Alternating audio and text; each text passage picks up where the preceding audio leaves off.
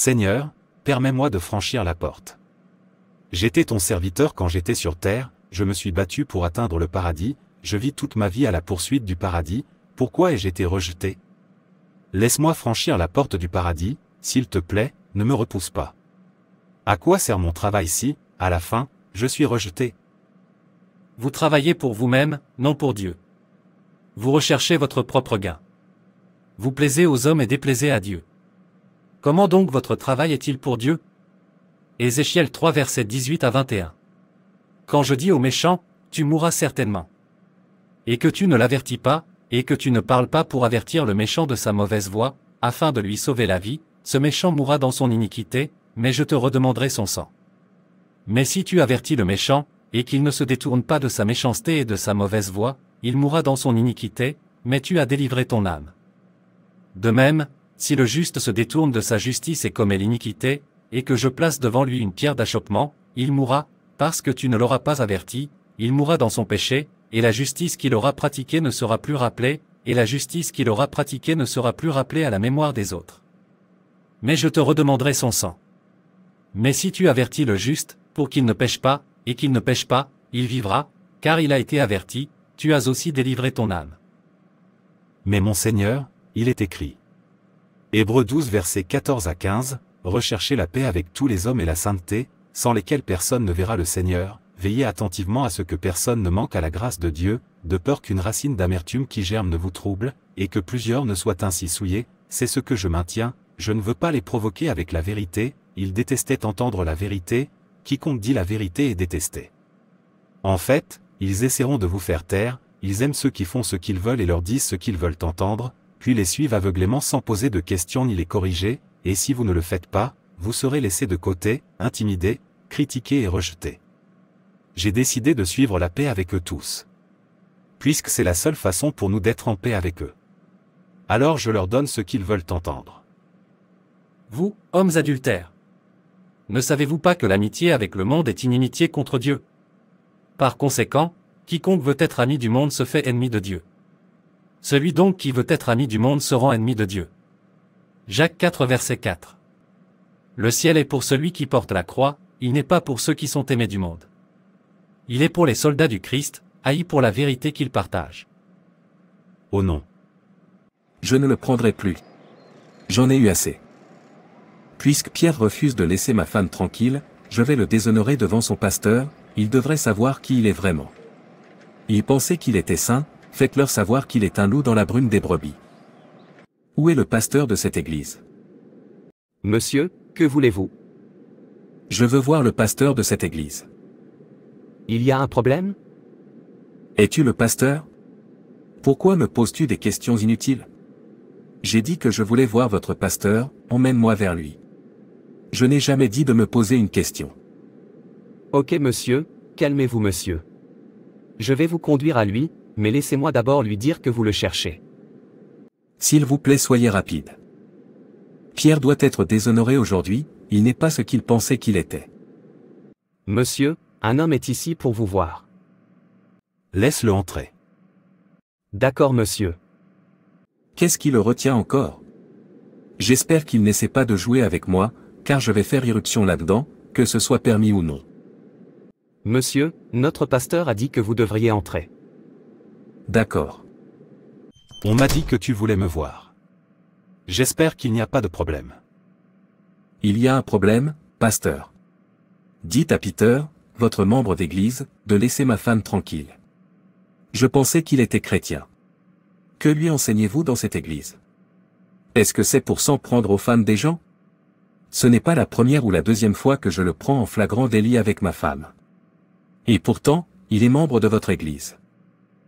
S'il vous plaît, ne soyez pas offensés. Êtes-vous sûr de ce que vous dites?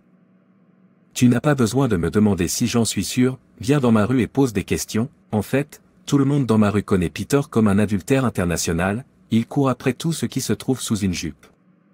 Ce que je ne comprends pas, c'est pourquoi vous continuez à l'appeler votre membre, est-ce que cela veut dire que vous ne pouvez pas faire la différence entre un mouton et une chèvre? Quoi? Oui, Pierre n'est pas du tout un enfant de Dieu. Il n'est rien d'autre qu'un trompeur, qui trompe les femmes des gens. Sa propre femme ne lui suffit pas, il passe d'une femme à une autre, il couche presque avec toutes les femmes de notre rue, prévenez-le, je ne suis pas de celle avec qui il peut jouer et s'en tirer impunément, si je le vois encore essayer de tromper ma femme, je lui casserai la tête, je lui enseignerai la parole de Dieu, en fait, je ferai venir le temps de le délivrer, car il a besoin de délivrance. Il est possédé par beaucoup de démons. Je vous ai entendu, monsieur. Je vais certainement lui parler. S'il vous plaît, calmez-vous et rentrez chez vous. Préviens-le haut. Parce que je vais l'écraser avec ma main d'ours. Je vais. S'il vous plaît, rentrez chez vous maintenant. Je m'en charge. Cela n'arrivera plus, je vous le promets. Très bien. Oh non, comment frère Pierre peut-il se comporter de cette façon après avoir reçu la connaissance de la vérité? Qui est là? Monsieur, je suis là. S'il te plaît, va appeler frère Peter de ma part. Dis-lui que je veux le voir tout de suite. D'accord, monsieur. Jésus est un Dieu puissant. Il est un Dieu puissant. Pasteur, on m'a dit que vous vouliez me voir. Frère Pierre, tu es l'un des dirigeants de cette église, pourquoi permettras-tu au diable de t'utiliser pour apporter la disgrâce et la honte à cette église? Pasteur, que voulez-vous dire par là? Je ne comprends pas. Comment le diable m'utilise-t-il et comment est-ce que j'apporte la honte à cette église? Écoute, frère Pierre, il est écrit dans Proverbes 6 verset 32. Celui qui commet l'adultère est dépourvu de sens, celui qui le fait se détruit lui-même. Romains 13 verset 9. Car les commandements, tu ne commettras point d'adultère, tu ne tueras point, tu ne voleras point, tu ne convoiteras point, et tout autre commandement, se résume dans cette parole, tu aimeras ton prochain comme toi-même. 1 Jean 3 verset 6. Quiconque demeure en lui ne pêche point, quiconque pêche ne l'a point vu, ni connu. Le péché est l'outil le plus efficace que le diable utilise pour détruire les individus qui n'ont pas Christ, ou ceux qui ont accepté Christ mais qui continuent à s'engager volontairement dans des actes pécheurs. Le péché est un destructeur, et il donne au diable un libre accès à la vie d'une personne, par conséquent, un homme pécheur subira plus probablement des attaques spirituelles que celui qui est sauvé. Cependant, si vous êtes prêt à arrêter de vivre un style de vie pécheur, Christ est également prêt à vous pardonner, à confesser vos péchés et à vous en repentir totalement avant qu'il ne soit trop tard. Pasteur, pour être honnête avec vous, je ne comprends pas du tout cela. Je me suis repenti depuis très longtemps. Ces sermons sont destinés aux pécheurs, et je n'en suis pas un. Frère Pierre, ton voisin m'a dénoncé ton comportement. Il m'a dit qu'il t'avait surpris 2 fois avec sa femme. J'ai été surpris d'entendre cela. Pourquoi vas-tu faire quelque chose comme ça? Tu es un enfant de Dieu, et tu sais que Dieu déteste un tel acte, l'adultère. Conduire la femme d'un autre est un péché, et tous ceux qui le commettent auront leur part en enfer. Pasteur, je n'aime pas la façon dont vous parlez comme si vous étiez là, je n'admire que cette femme, rien d'autre. Vous devriez me permettre de m'expliquer, au lieu de conclure. Il n'y a rien à expliquer dans un acte aussi honteux et déshonorant. Je ne m'attendais pas à une telle chose de ta part. Pourquoi admirerais-tu la femme de quelqu'un? Vous avez entendu qu'il a été dit, tu ne commettras pas d'adultère. Mais moi, je vous dis que quiconque regarde une femme pour la convoiter a déjà commis un adultère avec elle dans son cœur. Matthieu 5 versets 27 à 28. Vivez d'une manière qui glorifie Dieu. Souvenez-vous que la sainteté est la clé du ciel. Pasteur, s'il vous plaît, arrêtez de me parler comme si j'étais un pécheur ou un enfant. Je suis un homme adulte qui a du sang qui coule dans mes veines, par-dessus tout, je suis un être humain, vous ne vous attendez pas à ce que je sois un saint. Essayez-vous de justifier votre méchanceté? Dans ce cas, je vous disqualifie de votre position dans cette église. Je ne vous laisserai pas induire en erreur les autres, car je vois qu'il n'y a pas de repentir sincère en vous. Pasteur, vous essayez de m'humilier? Vous savez quoi? Emmenez votre église. Je ne reviendrai plus jamais ici. Dieu merci, ce n'est pas la seule église au monde. Frère Peter, reviens. Oh non. Ne me parle pas comme si ma vie t'appartenait, s'il te plaît. Je ne fais que le corriger, pourquoi dit-il qu'il ne reviendra plus jamais ici?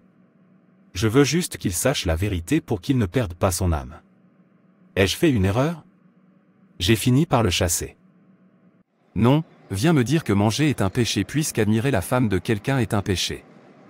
J'entends. Bonjour, pasteur. Sœur Lucie, je pensais que vous étiez la responsable des jeunes de cette église. Oui, pasteur, je le suis. Pourquoi portes-tu une robe à moitié nue? Quel exemple essaies-tu de donner aux jeunes? Tu es un chef, ne sais-tu pas que tu es leur modèle? C'est à toi de les corriger, et non de les induire en erreur. Pasteur, je ne vois rien de mal à ce que je porte. J'essaie simplement d'avoir une belle apparence, et Dieu ne nous a pas interdit d'avoir une belle apparence. Avoir une belle apparence ne signifie pas nécessairement montrer une peau qu'une femme chrétienne ne devrait pas montrer.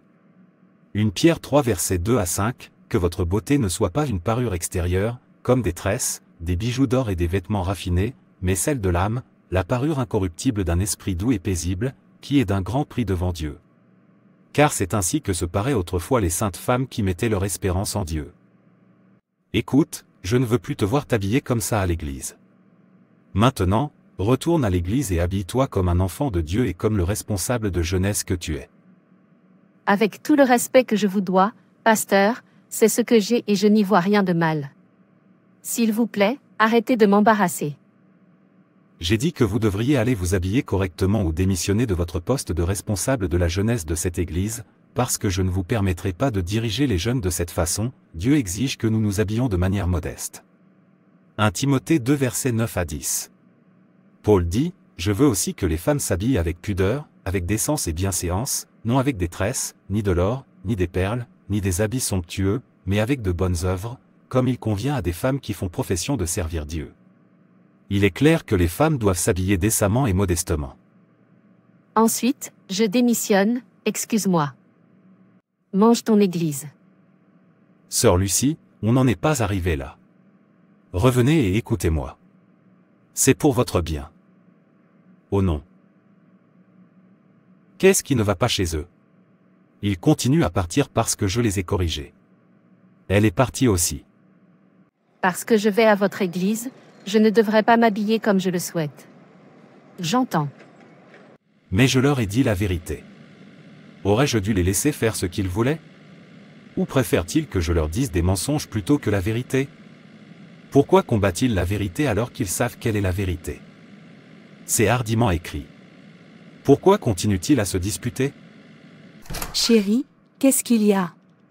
Tu as l'air inquiet. Frère Pierre et sœur Lucie ont quitté l'église, tout comme frère André et frère Marc. Que se passe-t-il encore? Je les ai corrigés, mais ils ont trouvé cela offensant et ont quitté l'église. Je ne sais pas si je fais la bonne chose, je pense que j'aurais dû les ignorer. Chérie, ne dis pas ça. Tu as bien fait de les corriger. Ils ont juste choisi d'être les brebis perdues. Ne vous en prenez pas trop à vous-même, au moins, tu as libéré ton âme, comme le déclare Ézéchiel 3, versets 18 à 21. Je crois qu'un jour, ils reviendront pour la vérité si tu n'as pas changé. Non, chérie, je perds tous les membres de mon église. Si je continue comme ça, mon église va se vider, et ça, je ne le veux pas. Préfères-tu leur plaire et déplaire à Dieu, plutôt que de passer l'éternité en enfer? À quoi cela sert-il d'avoir beaucoup de membres qui vont en enfer simplement parce que tu choisis de leur dire des mensonges pour leur plaire? N'est-il pas préférable que tu n'aies que quelques-uns qui aiment la vérité et sont prêts à porter la croix? Notre travail n'est pas seulement pour notre propre bénéfice, il y a plus à cela. Nous allons rendre compte de chaque travail que nous faisons, au feu, nous goûtons à notre travail, nous nous tiendrons un jour en présence de Dieu, et c'est pourquoi nous ne devrions jamais essayer d'enterrer la vérité juste pour plaire aux humains. Zacharie 8 verset 16. Voici ce que vous ferez, dites la vérité les uns aux autres, et rendez des jugements vrais et saints dans vos parvis. Dieu appelle son peuple à vivre avec intégrité et véracité dans tous les domaines de la vie. Et personne ne devrait vous empêcher de dire la vérité, même si cela fait mal, dites la vérité. N'oubliez pas qu'ils sont mes membres, je ne dois pas les provoquer car ce sont eux qui ont fait de moi le pasteur que je suis aujourd'hui. Si tous s'en vont à cause de la vérité, à quoi sert la vérité? Qui sera alors mon membre et qui dirigerai-je? Non, je ne permettrai pas cela. Je sais quoi faire. Je vais juste leur donner ce qu'ils veulent entendre, si cela peut les inciter à rester. Maintenant, je sais pourquoi certains prédicateurs disent à leurs membres, venez comme vous voulez, portez ce que vous voulez. Peignez autant que vous voulez, une fois sauvés, vous êtes sauvés pour toujours. Dieu ne s'intéresse pas à votre apparence extérieure, mais à votre cœur seul, et ils seront heureux et bondiront de joie, sans savoir qu'ils se dirigent vers l'enfer. Je ne blâme pas ces prédicateurs. Ils ont été poussés à le faire. Et vous pensez qu'ils n'en rendront pas compte, ils sont aussi en danger d'enfer, tous les péchés de leurs membres sont sur eux. Écoutez, il vaut mieux que vous ne prêchiez pas du tout, que de mentir juste pour un gain égoïste. Il vaut mieux que vous n'ayez pas de membres que d'en acquérir beaucoup par la tromperie et le mensonge. Le jour du jugement arrive, chacun rendra compte de son travail. C'est pourquoi nous devons être prudents dans ce que nous faisons. Bien sûr, en tant qu'enfants de Dieu, nous devons être prêts à être persécutés pour la vérité. Et ce n'est pas une excuse pour cesser de dire la vérité. Jésus a été moqué, battu, humilié et crucifié pour la vérité, Jean-Baptiste a été décapité pour la vérité. Étienne a été lapidé à mort pour la vérité. Pierre a été crucifié la tête en bas pour la vérité. André a été crucifié sur une croix en forme de X en Grèce pour la vérité. Jacques, fils de Zébédée, a été décapité par le roi Hérode Agrippa, à Jérusalem pour la vérité. Philippe a été crucifié à Hiérapolis pour la vérité. Barthélemy, écorché vif puis décapité en Arménie, pour la vérité. Thomas fut transpercé à mort pour la vérité. Jacques, fils d'Alphée, fut lapidé et matraqué à mort à Jérusalem, pour la vérité. Matthias fut lapidé et décapité à Jérusalem, pour la vérité. Paul fut décapité à Rome sous l'empereur Néron, pour la vérité. Simon le Zélote, martyrisé en Perse, peut-être en étancier en deux, pour la vérité. Thaddée, martyrisé en Perse, peut-être en étant matraqué à mort, pour la vérité. Matthieu, martyrisé en Éthiopie, bien que la manière exacte de sa mort soit incertaine pour la vérité, ce sont ceux que nous suivons, ils sont tous morts pour la vérité. Ne cessez jamais de dire la vérité simplement à cause des réactions des gens, et aujourd'hui ils se réjouissent au ciel. Si vous arrêtez maintenant que la persécution n'est pas très forte, cela signifie que si c'était à leur époque, qu'il était si terrible de simplement mentionner Jésus, vous vous seriez arrêté et la vérité aurait été enterrée.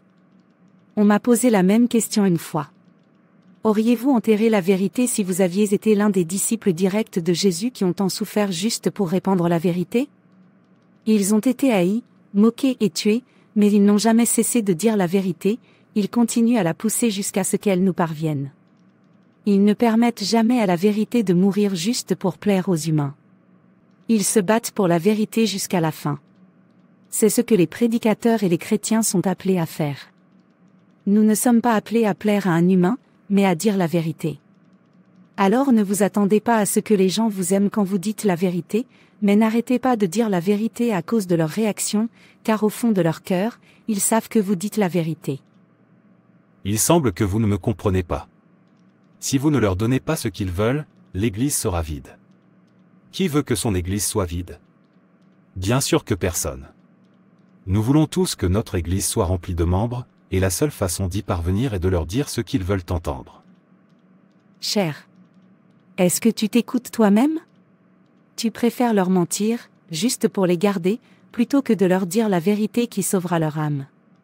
C'est pourquoi notre génération est confrontée à beaucoup de tromperies. Nous nous soucions du gain terrestre. Qu'en est-il du gain céleste? Qu'en est-il du jour du jugement? Si vous trompez les humains, pouvez-vous tromper Dieu?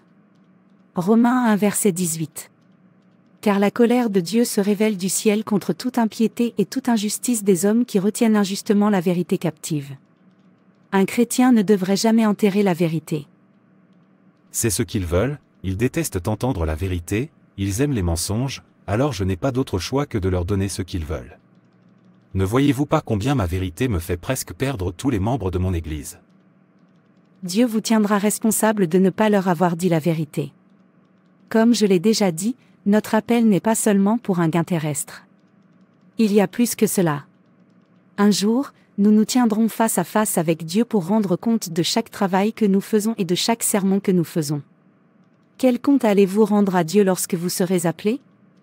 Où allez-vous passer votre éternité après la terre? C'est ce qui vient en premier, et c'est pourquoi vous ne devriez jamais cesser de dire la vérité. Peu importe la façon dont ils réagissent à la vérité, assurez-vous que ce que vous prêchez est en lien avec la parole de Dieu.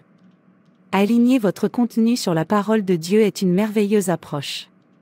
Cela garantit que votre prédication est non seulement engageante mais aussi spirituellement enrichissante pour votre public. Arrêtez de donner aux gens ce qu'ils aiment entendre, donnez-leur ce que Dieu veut qu'ils entendent. N'oubliez pas, vous êtes prévenus. Jean 14 verset 6. Jésus répondit, « Je suis le chemin, la vérité et la vie. Nul ne vient au Père que par moi. Tenez donc ferme, ayez la vérité pour ceinture, et revêtez la cuirasse de la justice. » Éphésiens 6 verset 14. Va et donne-moi quelque chose à manger, s'il te plaît. L'éternité n'a pas de fin, souvenez-vous en tout jour, et c'est là que nous allons, nous laisserons toutes nos réalisations pour faire face à l'éternité. Alors, qu'est-ce qui est le plus important? Accomplir des choses que nous laisserons derrière nous et faire face à l'éternité en enfer, ou se préparer à passer l'éternité au ciel, le choix vous appartient. Dieu est esprit, et il faut que ses adorateurs l'adorent en esprit et en vérité. Jean 4 verset 24. Car nous ne pouvons rien contre la vérité, mais seulement pour la vérité. 2 Corinthiens 13 verset 8. J'ai dit, va me donner à manger, ou devrais-je encore mendier de la nourriture dans ma propre maison? Très bien. Vous voulez que je perde tous les membres de mon Église, parce que j'essaie de leur dire la vérité qu'ils détestent entendre. Je ne veux pas, en fait, la nourriture peut attendre, laissez-moi partir et présenter mes excuses à tous les membres qui sont partis, s'il vous plaît. Ils devraient revenir et faire ce qu'ils veulent. C'est leur affaire de savoir comment ils choisissent de vivre. Frère Pierre. Pasteur, vous êtes là. J'espère qu'il n'y aura pas de problème. Je suis désolé de la façon dont je t'ai parlé. Tu avais raison, personne n'est saint, et Dieu le sait. Si nous disons que nous sommes libres du péché, nous mentons. Nous sommes tous pécheurs et ne pouvons pas nous passer du péché. Je suis vraiment désolé d'avoir essayé de te condamner. Maintenant tu parles. Pasteur, je pensais que vous ne saviez pas que nous ne pouvons pas nous passer du péché. Je ne suis qu'un être humain qui ne peut jamais rejeter le sucre dans sa bouche. Oui, tu as raison.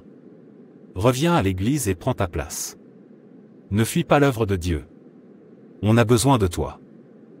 Pas de problème, pasteur. Je reviendrai maintenant que vous vous êtes excusé. Merci. Laissez-moi aller voir les autres. Allez bien, pasteur. Pasteur, je faisais quelque chose avant que vous m'appeliez. Sœur Lucie, calme-toi, tu ne devrais pas arrêter de venir à l'église à cause de la petite pièce de théâtre que nous avons jouée. Je ne suis pas le Dieu que tu viens adorer. Honnêtement, pasteur, je n'aime pas la façon dont vous m'avez parlé, je suis une dame et je devrais m'habiller de manière attrayante, en ce qui me concerne. Bien sûr, tu as raison. Ne fais pas attention à ce que j'ai dit ce jour-là. La vérité est que Dieu ne se soucie pas de notre apparence. Il ne s'intéresse qu'à notre cœur. La façon dont tu t'habilles pour aller à l'église n'a pas d'importance. En fait, Dieu a dit que nous devrions venir comme nous le voulons. C'est ce que je pensais. Dieu ne s'intéresse pas à notre apparence extérieure, car il n'y est pour rien, nous sommes libres de faire ce que nous voulons. S'il vous plaît, revenez à l'église. Pas de problème, pasteur, je reviendrai. Attendez-moi à partir de maintenant. Alors je vais prendre congé. Au revoir. Laissez-les venir comme ils veulent, s'il vous plaît, j'ai besoin de membres.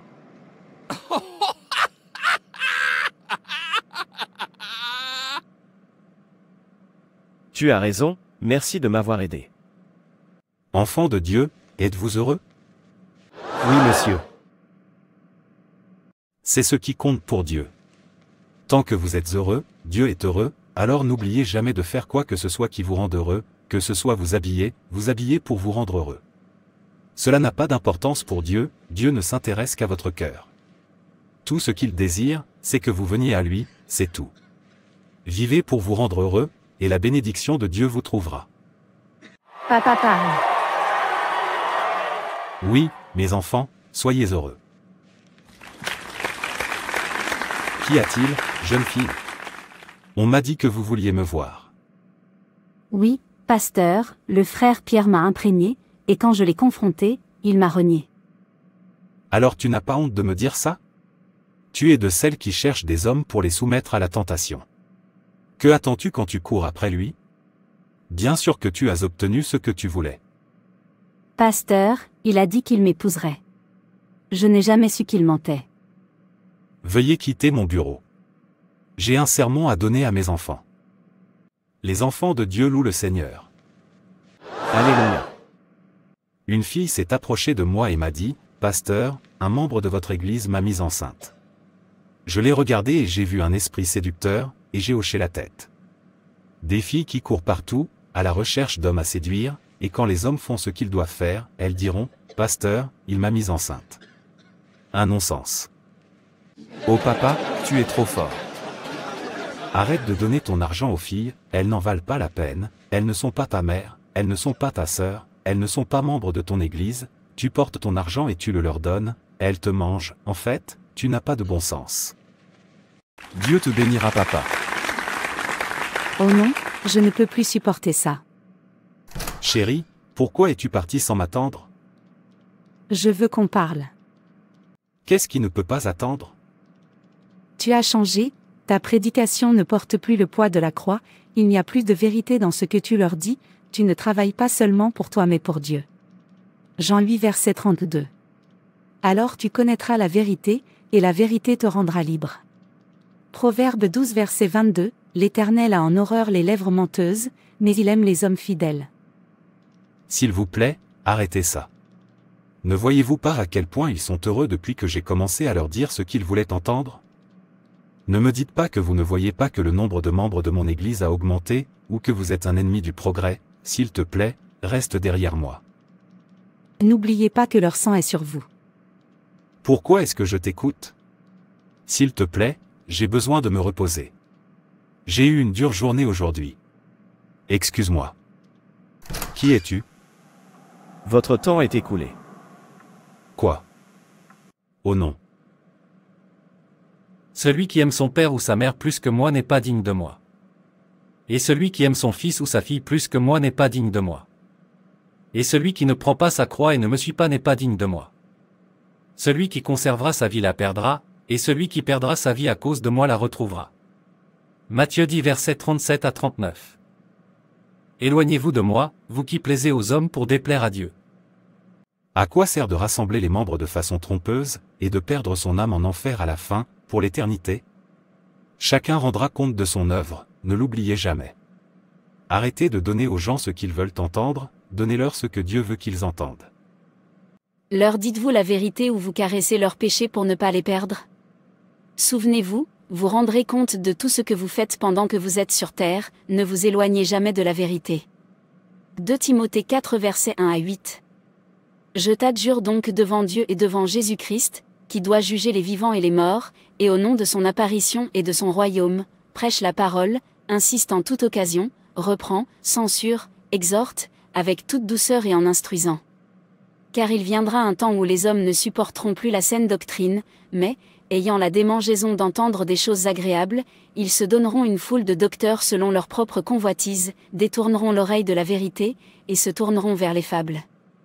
Toi, veille en toutes choses, supporte les tribulations, fais l'œuvre d'un évangéliste, accomplis bien ton ministère.